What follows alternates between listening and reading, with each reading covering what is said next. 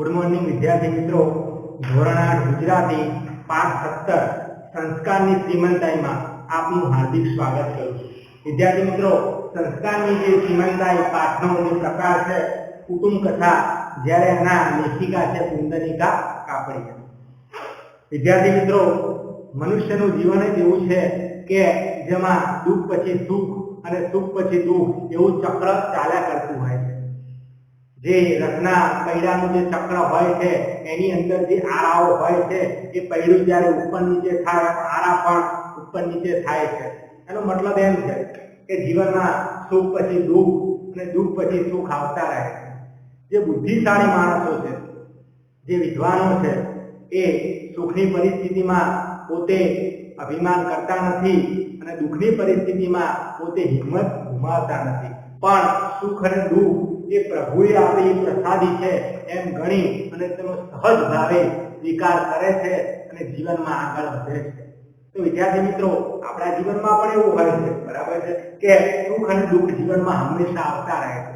તો આપણે જ્યારે સુખ આવે ત્યારે આપણે છકી જવું જોઈએ નહીં, બધાની મદદ કરવી જોઈએ, અને દુઃખ આવે ત્યારે હિંમત હારી જવાને બદલે આપણે દુઃખનો મક્કમતાથી સામનો કરી અને એમાંથી રસ્તો કાઢી અને આપણે જીવનમાં હંમેશા આગળ વધવું જોઈએ, પ્રગતિ કરવી જોઈએ।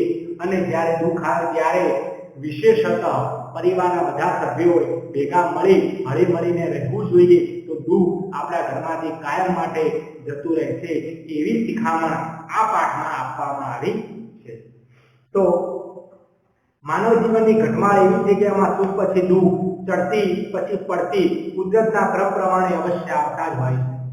આવા સમયે જરા પણ વિચલિત થયા વગર સ્વસ્થતા જાળવી રાખવી અને આવી પડેલી પરિસ્થિતિનો ખરા દિલથી સ્વીકાર કરવો એ જ સાચા સંસ્કાર છે। મેં તમને આગળ પણ કીધું છે કે કુદરતનો ક્રમ નક્કી હોય છે કે દરેક મનુષ્યના જીવનમાં સુખ પછી દુઃખ, ચડતી પછી પડતી, અંધકાર પછી પ્રકાશ આવતો જ હોય છે।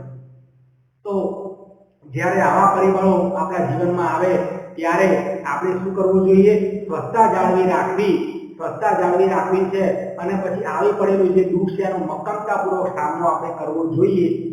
એમાં સંસ્કારની શ્રીમંતાઈ રહેલી છે। અને દુઃખમાં માણસ, દુઃખનો સામનો માણસ કેવી રીતે કરે છે, બરાબર છે, એના ઉપર જ એના સમગ્ર જીવનનો આધાર હોય છે। એક સમય હતો જ્યારે શેઠ જગમોહનદાસ અને તેમનું કુટુંબ શ્રીમંતાઈમાં ઝૂલતું હતું। એક સમય એવો હતો કે જગમોહનદાસ અને એમનું કુટુંબ ખૂબ શ્રીમંતાઈમાં ઝૂલતું હતું, એટલે એમની પાસે ખૂબ પૈસા હતા, મોજ મજાથી એશ આરામથી રહેતા હતા। અચાનક ભાગ્યની દશા પલટાઈ, કાળમી ગરીબી, ખૂબ ગરીબી એમના કુટુંબ ઉપર ઉતરી આવી। ત્યારે પણ કુટુંબનો એક એક સભ્ય, જુઓ, જુવાન ઘરડો, સૌ કોઈ સ્થિતિનો વાંક કાઢવાને બદલે કે નિરાશ થવાને બદલે પોતાના ભાગ્ય આવતું કર્તવ્ય બજાવવાનું અને એકમેકને મદદરૂપ થવાનું ચાલુ રાખે છે। દુઃખ આપણા જીવનમાં આવે ત્યારે આપણે પરિસ્થિતિનો વાંક કાઢીએ છીએ કે કુટુંબના બીજા સભ્યો ઉપર આપણે જવાબદારી ઢોળી દઈએ છીએ કે આ તો તારા લીધે થયું, પણ એવું નથી કરવાનું વિદ્યાર્થી મિત્રો, બરાબર છે ને? સહજ ભાવે સ્વીકાર કરી અને આપણે એકમેકથી આપણે આગળ વધવાનું છે। હવે વિદ્યાર્થી મિત્રો, આપણે પાઠ જોઈએ। જગમોહનદાસ એટલા શ્રીમંત હતા કે એમના વર્તુળમાં તે રાજા નામથી સંબોધાતા। ખૂબ પૈસાવાળા હતા, શ્રીમંત એટલે અમીર, ખૂબ અમીર હતા, એટલે એમનું જે મિત્ર વર્તુળ હતું એમાં એ મિત્ર વર્તુળના જે લોકો હતા એમને રાજા નામથી સંબોધન કરતા હતા કે રાજા આવે, રાજા આવે। જગમોહનદાસ આવે એમ નહીં, રાજા આવે। લક્ષ્મી દેવીએ બે હાથે તેમની આરતી ઉતારી હતી। માતા લક્ષ્મીની ખૂબ જ કૃપા હશે એમની ઉપર, બે હાથે આરતી ઉતારવી એટલે ખૂબ કૃપા હોય, એટલે તો એ પૈસાવાળા હતા। જેના ઉપર માં લક્ષ્મીની કૃપા હોય છે એ માણસ સમાજમાં માન સન્માન પણ મેળવે છે અને એની પાસે ખૂબ પૈસા પણ હોય। 60 લાખ રૂપિયાને ખર્ચે દરિયા કિનારે બંધાવેલો તેમનો આસમાની આનંદ મહેલ, 60 લાખ રૂપિયાના ખર્ચે દરિયા કિનારે તેમને મહેલ બનાવેલો હતો, તેનું નામ શું હતું? આનંદ મહેલ। અને જ્યારે રાત્રે દીવાના પ્રકાશથી જળહળાટથી ચમકી ઉઠતો ત્યારે કોની યાદ આવી જતી? અલકાપુરીની યાદ આપી જતી। અલકાપુરી એટલે સ્વર્ગ, જ્યાં દેવતાઓ રહે છે તે જગ્યા, અલકાપુરી એટલે સ્વર્ગ, જાણે સ્વર્ગની યાદ આવી જતી। આનંદ મહેલને જોતા ત્યારે સ્વર્ગની યાદ આવી જતી। તેમને ઘેર 6 મોટર ગાડીઓ હતી અને નોકર ચાકરનો તો પાર નહીં। તેમના ઘેર 6 મોટર ગાડી હતી અને નોકર ચાકરનો પાર નહીં, કેટલાય નોકરો એમની સેવામાં હંમેશા હાજર હતા। હવે એમના કુટુંબની વાત કરીએ. જગમોહનદાસના કુટુંબના 8 સભ્યો હતા. તેમની પત્ની પાર્વતીબહેન, જગમોહનદાસના પત્ની પાર્વતીબહેન, તેમના વૃદ્ધ પિતા દયાલજીભાઈ, 26 વર્ષનો પુત્ર સુમોહન, તેની પત્ની પુત્રવધુ એટલે પુત્રની પત્ની ઉત્પલા, તેમના પણ 2 બાળકો મિલન અને મૃણાલ, 16 વર્ષની પુત્રી પ્રીતિ અને જગમોહનદાસ પોતે. કુલ 8 સભ્યો હતા. આટલા બધા વૈભવી સ્થાનમાં જ્યાં દરેક જણ પોતાની ઈચ્છા પ્રમાણે કરી શકતું હોય ત્યાં કુટુંબના ઘર્ષણનો કે એવો પ્રસંગ સામે ઊભો થાય. બરાબર છે. બધાને અલગ અલગ રૂમો હતા, બધા પોતાની ઈચ્છા પ્રમાણે કરી શકતા હતા. તો સ્વાભાવિક છે કે બધા વચ્ચે મન દુઃખ ક્યાંથી હોય? ઘર્ષણનો તો કોઈ પ્રશ્ન જ ન હતો. બધા જ લોકો ખૂબ સુખી હતા. જિંદગી સામે ફરિયાદ કરવાનું એમની પાસે કોઈ કારણ ન હતું. બધા જ લોકો ખૂબ સુખી હતા. બરાબર છે. જિંદગી પાસે ફરિયાદ કરવાનું એમની પાસે કોઈ કારણ ન હતું, કારણ કે જિંદગીએ એમને બધા જ સુખ આપી દીધા હતા. એટલે પછી ક્યાંથી ફરિયાદ? તમારા જીવનમાં જ્યારે સુખ આવે ત્યારે તમે જિંદગી ભગવાનને ફરિયાદ કરો છો, અરે મંદિર પણ નથી જતા, અને જ્યારે દુઃખ આવે ત્યારે 2 હાથ જોડી દોડી ભગવાન પાસે જતા રહીએ છીએ, તમે હું બધા. પણ વિધાતાના ખેલમાં અજબ વળાંકો રહ્યા છે. કહેવાય છે કે ભગવાન ક્યારે રાજામાંથી રંક બનાવી દે અને રંકમાંથી રાજા બનાવી દે કોઈને ખબર નથી. બરાબર છે. તો વિધાતાના જે ખેલ છે એ ન્યારા હોય છે, અનોખા હોય છે, અલગ હોય છે. બરાબર છે. આપણે સમજી શકતા નથી. જગમોહનદાસ સટ્ટાનો વેપાર કરતા હતા. એક પ્રકારનો જુગાર સટ્ટા. બરાબર છે. કદાચ તમે આમાં કરોડ રૂપિયા પણ કમાઈ જાઓ એક સટ્ટામાં જિંદગીનું બધું જ તમે કમાયેલું હારી જાઓ. એને સટ્ટાનો વેપાર કહેવાય. વ્યાપારમાં એમને એક ભયંકર ફટકો પડ્યો. વિદ્યાર્થી મિત્રો, રૂઢિપ્રયોગ છે ફટકો પડવો, ખૂબ નુકસાન થયું.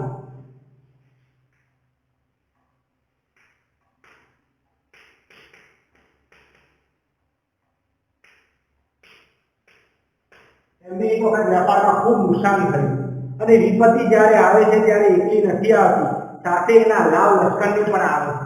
વિદ્યાર્થી મિત્રો, તમે જોજો જ્યારે પણ જીવનમાં દુઃખ આવે છે ને ત્યારે દુઃખ પછી ઉપરા ઉપરી દુઃખ આવી જાય. અને સ્વાભાવિક વાત છે કે જ્યારે દુઃખ આવે ત્યારે ધીમે ધીમે સગા સંબંધીઓ આપણાથી દૂર થઈ જાય. સુખમાં આપણી જોડે હોય છે, પણ દુઃખ આવે ત્યારે બધા એક પછી એક બધા જ આપણો સાથ છોડી દેતા હોય છે. બરાબર છે. તમે જોજો જ્યારે તમારા જીવનમાં સુખ હશે ત્યારે ઉપરા ઉપરી સુખ આવશે, પણ જ્યારે દુઃખ ચાલુ થશે ત્યારે દુઃખ અને દુઃખ આવે છે ત્યારે શું થાય છે આપણને બધાને ખબર છે. એ કહેવત અનુસાર એ ફટકાની પાછળ એક પછી એક આઘાતો, પરાજયો અને નુકસાનીની પરંપરા ચાલી આવી. જેવું જગમોહનદાસ ના ઉપર દુઃખ આવી પડ્યું, એક પછી એક આઘાત, પરાજય, એ જે પણ કરે એમાં નિષ્ફળતા મળે અને એક પછી એક નિષ્ફળ પોતે થવા લાગ્યા, પોતે હારવા લાગ્યા, પોતે દુઃખ સહન કરવા લાગ્યા. થોડા વર્ષોમાં જગમોહનદાસ બધું જ ખોઈ બેઠા અને થોડા વર્ષોમાં તો એમને એમની બધી જ સંપત્તિ ગુમાવી દીધી. એ ન માની શકાય એવી વાત હતી, કારણ કે એમના મિત્ર વર્તુળમાં એ રાજા નામથી સંબોધાતા. લક્ષ્મી દેવીએ 2 હાથે એમની આરતી ઉતારી હતી, તો આ તો ન માની શકાય એવી વાત હતી. પણ માનવું જ પડે. આટલી બધી સંપત્તિ, આટલો વૈભવ, આ માન સ્થાન બધું જ પાણીના રેલાની માફક આ ઉઘાડતામાં વહી ગયું. પાણીના રેલાની માફક એટલે જોતા હોય. જેમ કે અહીંયા પાણીનો રેલો જતો હતો, કેવો તરત જ આગળ જતો રહે છે, એમ આંખના પલકારામાં તરત જ એમના હાથમાંથી સંપત્તિ ચાલી ગઈ. નુકસાન એવું મોટું હતું કે શેઠને પોતાનો બંગલો સુદ્ધા વેચી નાખવો પડે. એટલું મોટું નુકસાન હતું કે એમને પોતાનો 60 લાખનો આનંદ મહેલ વેચી નાખવો પડે. મોટર ગાડી ને ઘરની બીજી કિંમતી વસ્તુઓ તો એ પહેલા જ વેચી નાખેલી. મોટર ગાડી અને ઘરની જે કિંમતી વસ્તુઓ હતી, સોના ચાંદીના દાગીના, એ તો એમને પહેલા જ વેચી નાખેલી. અતિશયોક્તિ વગર, એટલે કે કોઈ પણ પ્રકારની આનાકાની કર્યા વગર પરિસ્થિતિનો સ્વીકાર કરીને ખરેખર સોનાના પારણામાં જેમના બાળકો ઝૂલ્યા હતા એ જગમોહનદાસ 50 રૂપિયા ભાડું આપી એક નાનકડા મકાનમાં રહેવા લાગ્યા. વિદ્યાર્થી મિત્રો, મેં આગળ પણ કીધું છે કે વિધાતાના ખેલમાં કેવા વળાંકો રહેલા હોય છે એ આપણે સમજી શકવાના પણ નથી અને સમજી શક્યા પણ નથી. એટલા માટે પણ હું તમને કહું છું કે જ્યારે દુઃખ આવે ત્યારે તમે એનો સામનો કરજો અને સુખમાં તમે અભિમાન ન કરતા. તો જગમોહનદાસ એ 50 રૂપિયાના ભાડાના મકાનમાં રહેવા લાગ્યા. માની ન શકાય તેવી વાત હતી, પણ આ એક સત્ય હતું. તો વિદ્યાર્થી મિત્રો, સોનાના પારણામાં ઝૂલવું એટલે શ્રીમંતાઈમાં ઉછળવું. તો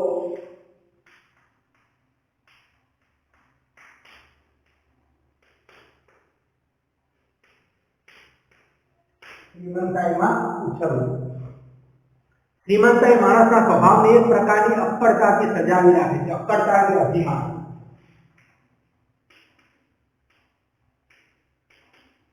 આગળ પણ કીધું છે કે અમુક લોકો એવા હોય છે કે જે પૈસાવાળા તો હોય છે પણ એટલા બધા અભિમાની હોય છે. વૈભવનું ઊંચું આસન એના સ્વભાવને અમીરી બેપરવાહીનો અંચળો પહેરાવે છે. કારણ કે એની પાસે પૈસા હોય છે એટલે બધા લોકો એને બોલાવતા હોય છે. એટલે પોતે પોતાના મનમાં એમ સમજી બેસે છે કે હું જ મોટો માણસ. બરાબર. પણ માણસની સામે જ્યારે આફતો આવી પડે છે, પાઈ એટલે પૈસા, પણ માણસ સામે જ્યારે દુઃખ આવે છે, પાઈનો હિસાબ ઉપર એને દિવસો ખેંચવાના હોય છે કે ઘણી એના પૈસા વાપરવાના હોય છે, થોડા પૈસા હોય છે અને એમાં ખર્ચ કરવાનો હોય છે. ત્યારે એના સ્વભાવમાં સમતુલા અને ઔદાર્ય એટલે ઉદારતા,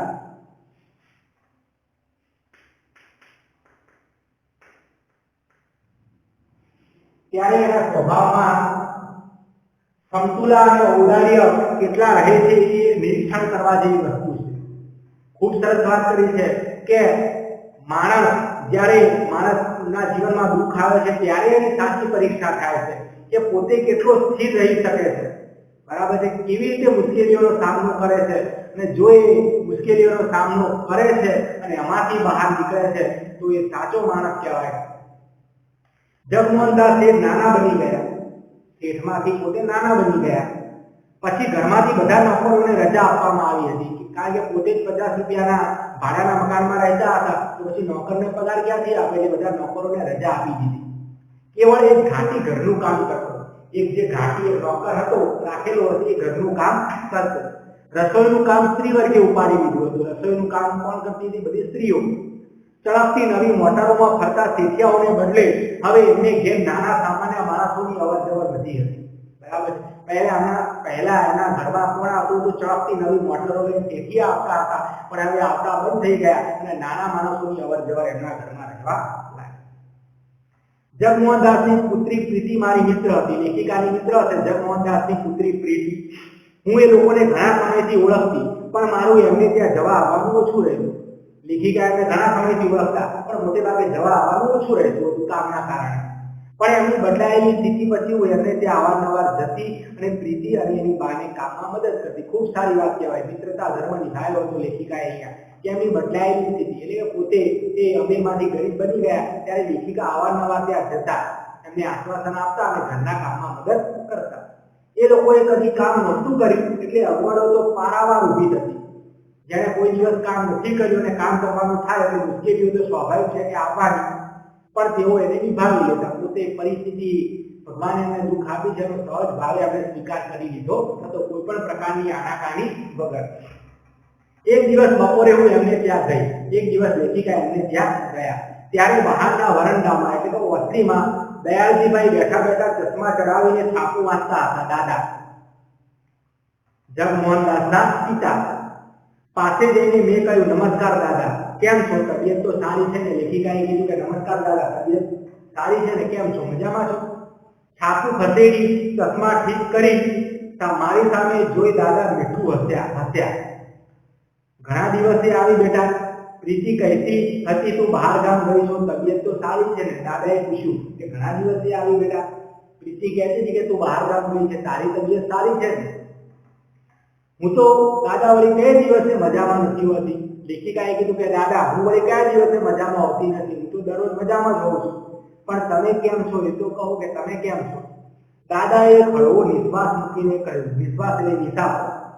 બરાબર. થોડા દુઃખી હતા, પણ કેમ હતા? ગરીબ હતા એટલા માટે ને. જુઓ, મારે શું દુઃખ છે દીકરી, કે મારે શું દુઃખ છે? ત્યારે બેઠો ખાતો હતો, આજે બેઠો રોટલા ખાઉં છું. કે જ્યારે અમે અમીર હતા ત્યારે પણ બેઠો ખાતો હતો, આજે બેઠો ખાઉં છું. મને કશી વાતની તકલીફ નથી, કોઈ વાતની મને તકલીફ નથી. હજુ આજે પણ સવારે હું પથારીમાં ઉઠું કે મસાલો નાખેલી ગરમ ચાનો સરસ કપ હાજર થઈ જાય છે. કે આજે પણ જ્યારે હું સવારે પથારીમાંથી ઉઠું છું ત્યારે સરસ મજાનો ગરમ ચાનો કપ, મસાલો નાખેલી ચા નો કપ મારી સમક્ષ હાજર થઈ જાય છે. વહુ મને પૂછીને રસોઈ બનાવે છે. મેં મારી તબિયત માટે જુદું પણ રાંધે છે. અને મારી તબિયત કદાચ બરાબર ન હોય અને ડોક્ટરે ફરીથી પાડવાની કીધી હોય તો એ સમયે મારા માટે જુદું પણ રાંધે છે. બપોરે છાપા વાંચું છું ને સાંજે ફરવા જાઉં છું. મોટર નથી એટલે હવે ચાલવાની કસરત મળે છે તે ઉલટું સારું રહે છે કે પહેલા તો મોટરમાં ફરતો હતો, બરાબર છે, હવે મોટર નથી એટલે હવે ચાલતો જાઉં છું તો કસરત થાય છે, તો ઘણું સારું કહેવાય. તો દાદા તમે નિશ્વાસ કેમ મૂક્યો? તો લેખિકાએ કીધું કે દાદા તમે નિશાસો કેમ નાખ્યો? એમ છે દીકરી, જ્યાં સુધી સાહેબી હતી એટલે કે સુખ સમૃદ્ધિ હતી ત્યાં સુધી બેઠો બેઠો ખાતો હતો તે કશું ખરાબ નહોતું લાગતું. કે જ્યારે અમે અમીર હતા, પૈસા હતા, ત્યારે બેઠો બેઠો ખાતો હતો ત્યારે મને ખરાબ નહોતું લાગતું. પણ આજે જેને કદી કશું કામ નહોતું કર્યું એવા પાર્વતી, પ્રીતિ, ઉત્પલા જોશભેર કામ કરવા લાગી ગયા ત્યારે હું બુઢો કશું કર્યા વગર ખાઉં છું તે મને પૂછે છે. શું કહે છે કે જેણે જીવનમાં કોઈ દિવસ કામ નથી કર્યું એવા પાર્વતી, પ્રીતિ અને ઉત્પલા ખૂબ ઉત્સાહથી કામ કરવા લાગ્યા છે. અને જ્યારે આજે આવી પરિસ્થિતિમાં હું બેઠો બેઠો ખાઉં છું એ વાત મને પૂછે છે, એ વાત મને ગમતી નથી. પણ હું હવે શું કરી શકું? પણ કે હવે હું શું કરી શકું? મારી જુવાનીમાં તો મેં પણ ઘણું કામ કર્યું છે, કે મારી જુવાનીના દિવસોમાં મેં ઘણું બધું કામ કર્યું છે, પણ અત્યારે આ અવસ્થાએ મને કોણ કામ આપે? અત્યારે મારી અવસ્થા, મારી ઉંમર થઈ ગઈ છે, આ અવસ્થાએ મને કોણ કામ આપે? બસ આ જ વાતનું દુઃખ રહ્યા કરે છે. દાદા ફરી એમનું મીઠું પણ વિલાયેલું હાસ્ય છે. બસ મને આ જ વાતનું દુઃખ છે, મને આ જ વાતનો રંજ છે, એટલા માટે મેં નિશાસો નાખ્યો હતો.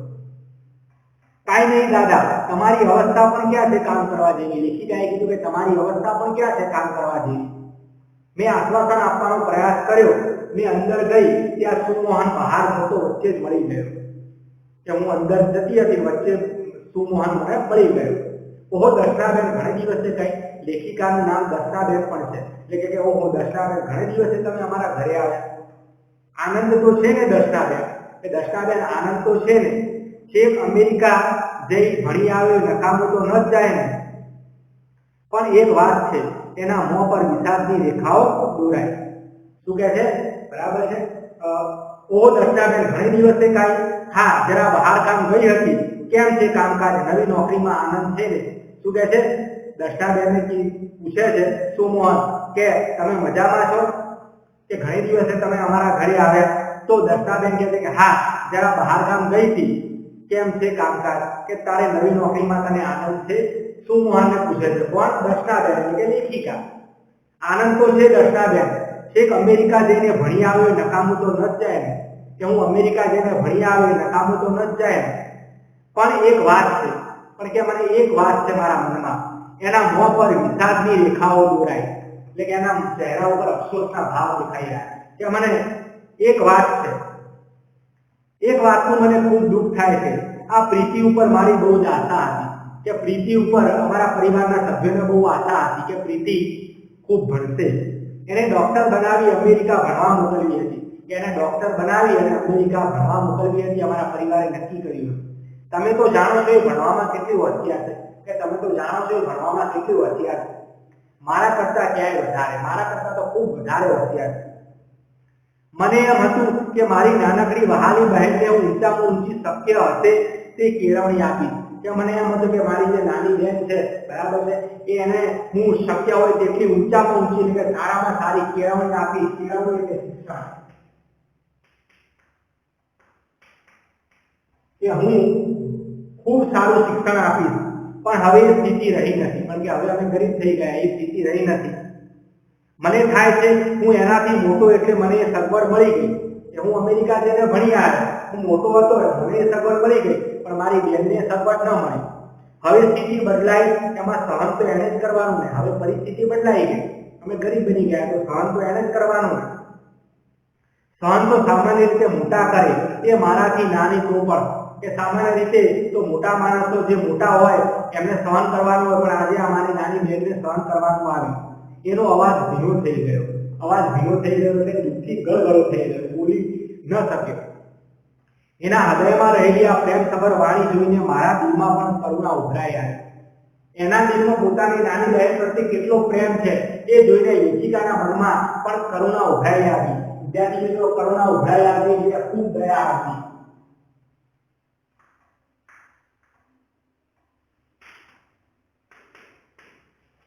ખૂબ દયા આવી. હું બોલી, કાંઈ નહીં સુમોહનભાઈ, સંયોગોથી પરાજિત ન થાય અને મુશ્કેલીઓ સામે ઝૂકી જવાને બદલે લડત આપે એનું નામ જીવન. લેખિકાએ શું કીધું દર્શનાબેને કે કાંઈ નહીં સુમનભાઈ, તમે ચિંતા ન કરો, સંયોગોથી પરાજિત ન થાય. સંયોગો એટલે પરિસ્થિતિ.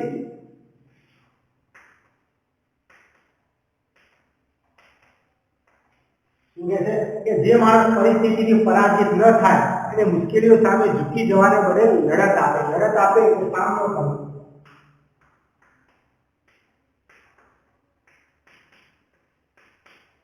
જે માણસ મુશ્કેલીઓનો સામનો કરે એ જ સાચું જીવન છે, એ જ માણસ સાચો માણસ છે. તમે આવા પુરુષાર્થી છો પછી પ્રીતિને શાની ચિંતા? કે તમે આટલી બધી મહેનત કરો છો પછી પ્રીતિને શાની ચિંતા? રસોડામાં ભાભી ચોખા વીણતા હતા. મેં કહ્યું સાચું કહીશું ભાભી, સુખી છો કે કશું દુઃખ થાય? પેલા તો બધા પરિવારના હતા, પણ આ વહુ જે હતી એને લેખિકાએ કીધું કે સાચું કહેજો ભાભી, તમે સુખી છો કે કઈ દુઃખ છે? તપસ્વીની ઉમાના જેવું સુભગ સ્મિત, સુભગ એટલે સુંદર,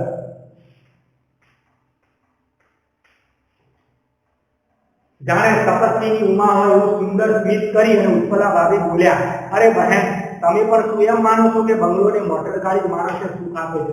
કે તમે એમ માનો છો કે જેના ઘરે મોટર હોય, જેના ઘરે બંગલા હોય એ જ માણસ સુખી છે?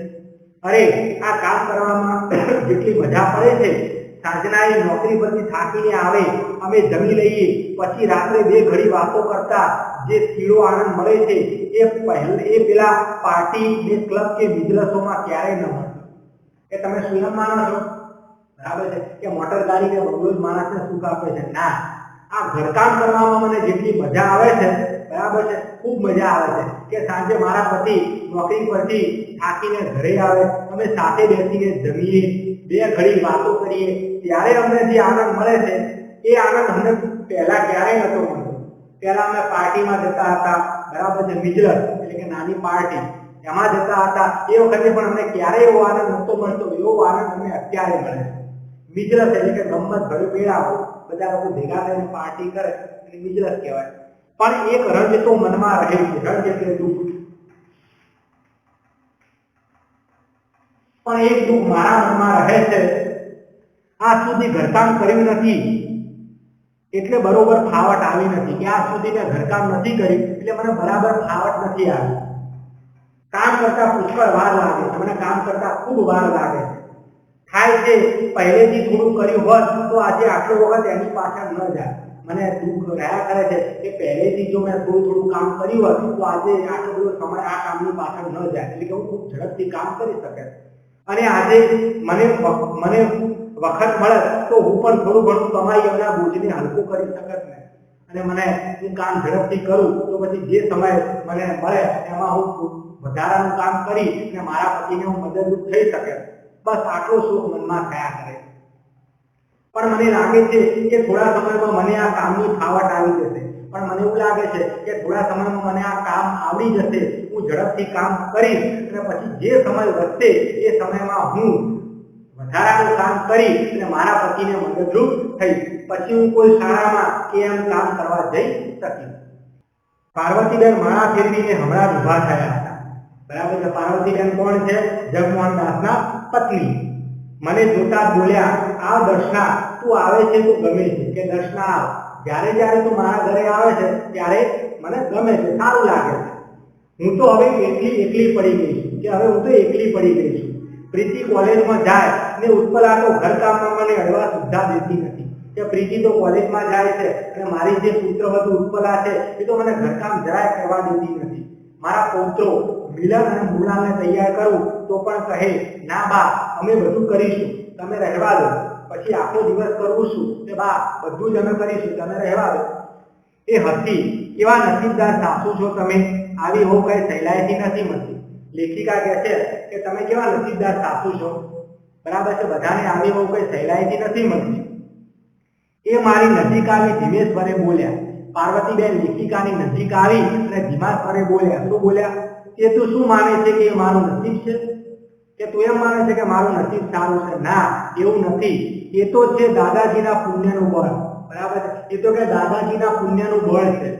મને ખબર છે ને, દાદાજીના દિલમાં ભગવાન બેઠા છે, બરાબર છે. દાદા જે દયાલજીભાઈ છે એમના દિલમાં તો ભગવાન બેઠા છે.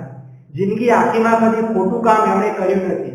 આખી જિંદગી એમણે કોઈ દિવસ કોઈ ખોટું કામ કર્યું નથી, ખોટું વચન બોલ્યા નથી, કે કોઈ દિવસ ખોટું બોલ્યા નથી, કે કોઈનો તિરસ્કાર પણ કર્યો નથી. ભગવાને સંપત્તિ લઈ લઈને તો ઉલટાની વધુ મોટી આશીષ આપી છે.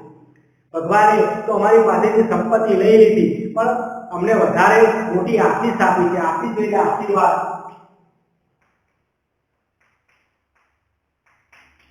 અમને આશીર્વાદ આપ્યા છે, પણ સુખ એટલો થાય છે, પણ એટલું દુઃખ થાય છે કે બધાએ આ મુશ્કેલી નિવારવા કાંઈક ને કાંઈક કામ ઉપાડી લીધું. બધાએ પોતાની જે ઘરમાં જે મુશ્કેલી આવી હતી એ દૂર કરવા માટે કંઈક ને કંઈક કામ ઉપાડી લીધું છે, અને હું એકલી રહી ગઈ, હું એકલી પડી ગઈ છું. કેમ? મને થયું કપડાં સીવતા શીખવું તો સંચો ઘેર વસાવી શકાય. મને એમ થયું કે કપડાં સીવતા શીખવું તો સંચો ઘરે વસાવી શકાય. પણ ડોક્ટરે કહ્યું હતું આંખે ઝાંખપ આવે છે, એટલે આંખનું કોઈ કામ હમણાં કરજોમાં. પણ ડોક્ટરે એવું કીધું હતું કે તમારી આંખે થોડું ઓછું દેખાય છે, એટલે આંખનું કોઈ કામ તમે હવે અત્યારે કરતા નહીં. દવા થઈ જાય પછી ચશ્મા લેવા પડશે, કે દવા થઈ જાય પછી ચશ્મા હું કઢાવીશ.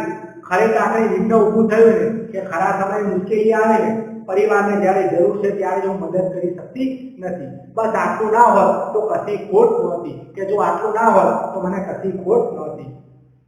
બહાર જઈ પ્રીતિનો હાથ પકડી હું બોલી, પ્રીતિ તું તો ખૂબ ભાગ્યવાન છે. બહાર જઈ અને લેખિકાએ પ્રીતિનો હાથ પકડ્યો અને બોલ્યા કે પ્રીતિ તું તો ખૂબ નસીબદાર છે. જે ઘરના લોકોમાં આટલી કર્તવ્ય ભાવના, પોતાને ઘસી નાખવાની આટલી ઝંખના હોય, એમના પ્રેમની સુવાસ તો સાથે જ તને ઈર્ષા કરવા જેવી ભાગ્યશાળી બનાવી દે છે, કે તું તો ખૂબ નસીબદાર છે. જે ઘરના લોકોમાં આટલી બધી કર્તવ્ય ભાવના હોય, એકબીજાને મદદરૂપ કરવાની ભાવના હોય, અને એકબીજાના પ્રેમની સુવાસ એ લોકો પોતે હળીમળીને રહેતા હોય, તો મને તારી ઈર્ષા આવે અને ખરેખર ખૂબ ભાગ્યશાળી છે. મારી સામે આનંદથી જોઈ પ્રીતિ બોલી, લેખિકાની સામે આનંદથી જોઈ અને પ્રીતિ બોલી, કર્તવ્ય ભાવના, કે તું આને કર્તવ્ય ભાવના કહે છે? હું તો એને શ્રીમંતાઈ કહું છું.